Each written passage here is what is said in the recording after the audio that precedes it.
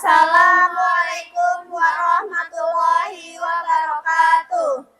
Kami dari kelompok 2 akan mempresentasikan hasil rancangan pembelajaran kurikulum Merdeka Belajar. Dengan materi yang kita ambil adalah mata pelajaran IPAS di kelas 4 SD dengan unitnya gaya di sekitar kita.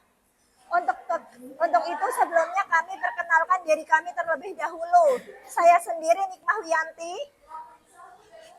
Saya Rafiatul Rizkia.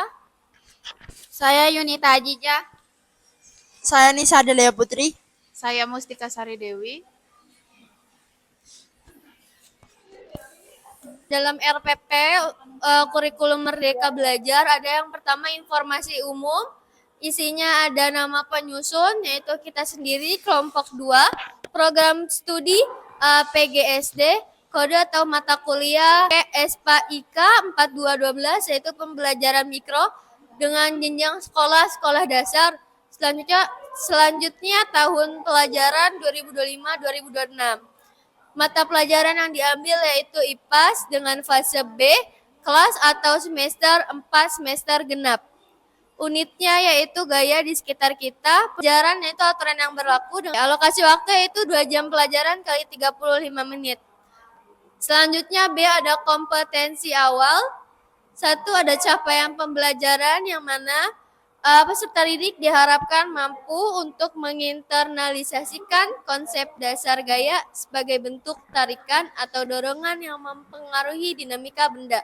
Selain itu, dapat menganalisis korelasi antara tekstur permukaan terhadap besarnya gaya gesek yang dihasilkan, serta menguji sifat gaya magnet dalam mempengaruhi benda ferromagnetik melalui mekanisme gaya tak sentuh secara tepat. Untuk selanjutnya, dalam tujuan pembelajaran, peserta didik diharapkan mampu memahami pengertian gaya sebagai dorongan dan tarikan, mengidentifikasi penerapan gaya dalam kehidupan sehari-hari, mengenal sifat-sifat magnet serta manfaatnya, dan melakukan percobaan sederhana tentang gaya dan magnet, serta menyimpulkan pengaruh gaya terhadap gerak benda dengan benar dan percaya diri. Selanjutnya yaitu asesmen. Yang pertama asesmen awal yaitu diagnostik, tanya jawab lisan, guru bertanya, mengapa tangan kita terasa hangat saat digosokkan, atau mengapa magnet bisa menarik benda di balik kertas. Yang kedua yaitu asesmen formatif, yaitu proses. Guru mengamati keaktifan peserta didik saat melakukan praktik sederhana menggunakan benda di ruang kelas. Kegiatannya yaitu mendorong meja untuk melihat pengaruh gaya terhadap gerak benda, lalu menggunakan magnet untuk mencoba menarik benda di kelas seperti kertas, klip, dan penggaris besi. Yang ketiga yaitu asesmen sumatif, akhir bab, yaitu peserta mengerjakan LKPD untuk mengetahui pemahaman tentang gaya gesek dan gaya magnet setelah pembelajaran selesai. Lalu ada materi ajar. Poin-poin utama materi yang akan dipelajari pada bab ini meliputi konsep dasar gaya, pengertian gaya gesek, sifat gaya gesek, faktor yang mempengaruhi besar kecilnya gaya, dan pengertian gaya magnet.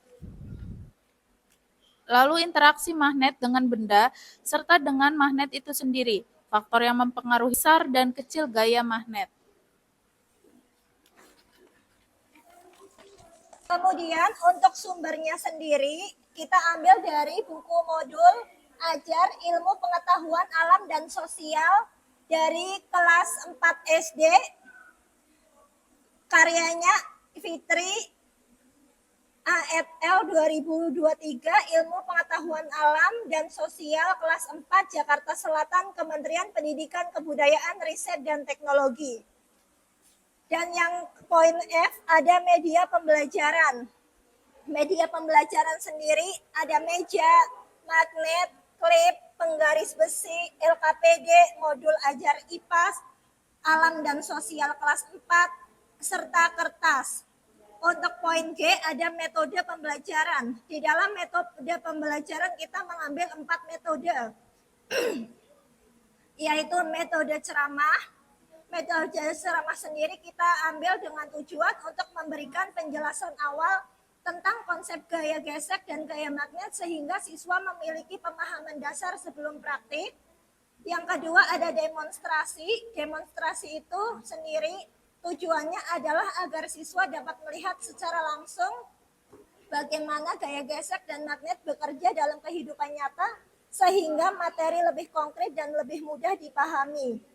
Dan yang ketiga ada simulasi. Simulasi itu kita lakukan dengan tujuan untuk memberi pengalaman belajar aktif kepada siswa melalui percobaan atau kegiatan yang meniru keadaan sebenarnya sehingga siswa lebih terlibat. Dan yang keempat ada penugasan atau LKPD. Penugasan LKPD itu kita lakukan dengan tujuan melatih siswa berpikir, mengamati, dan menyimpulkan hasil pembelajaran secara mandiri maupun kelompok, serta mengukur pemahaman siswa terhadap materi. Selanjutnya, poin H, yaitu rincian pembelajaran. Yang pertama ada kegiatan awal pembelajaran. Alokasi waktu 5 menit. Langkah pertama, guru memberikan salam kepada peserta didik, berdoa, kemudian absensi, lalu guru memberi pertanyaan pemantik seperti mengapa meja sulit didorong atau mengapa magnet bisa menarik klip. Kemudian guru menunjukkan meja dan magnet sebagai media pembelajaran, selanjutnya menyampaikan tujuan pembelajaran. Kemudian yang terakhir guru mengajak siswa untuk melakukan ice breaking yang menunjang siswa untuk lebih siap dan fokus. Kemudian yang kedua kegiatan inti. Yang pertama yang A ada demonstrasi gaya gesek, alokasi waktu sekitar 10 menit.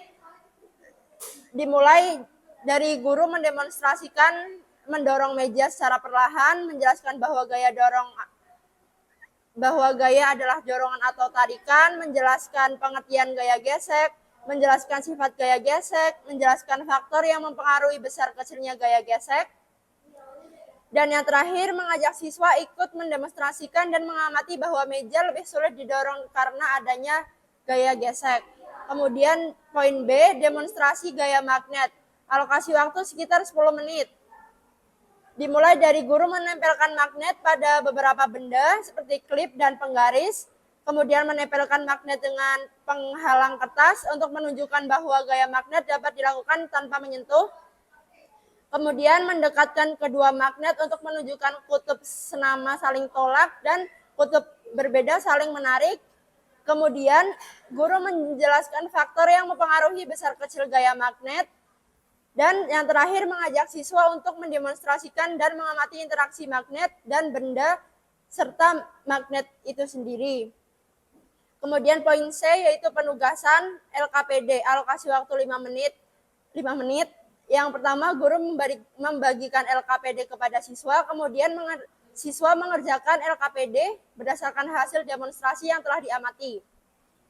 Yang selanjutnya kegiatan penutup.